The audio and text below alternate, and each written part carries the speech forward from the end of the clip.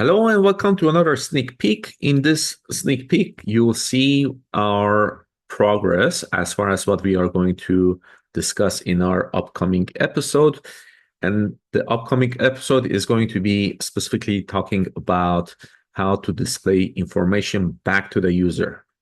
So in a particular application or in a game environment, there's going to be a lot of states and there's going to be a lot of accounting.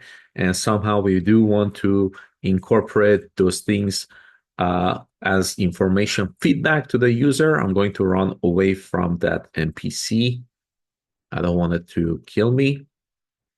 And while we are running away from the NPC, take a look at how the UI has been updating as our collectors are going back and forth between the resource groups and the storage.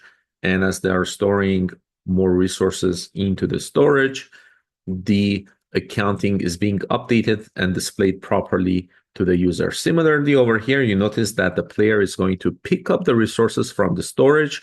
And in this particular case, we are reducing the number of resources that we have, and we are increasing basically the number of bullets that the player can carry.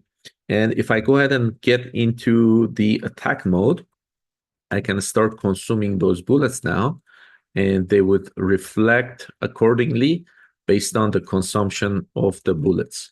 All right, so stay tuned. In the next episode, we'll see how to put these things together and also do the same for the NPCs. All right, have a good one. Make sure to like and subscribe and stay tuned. See you guys soon. Bye.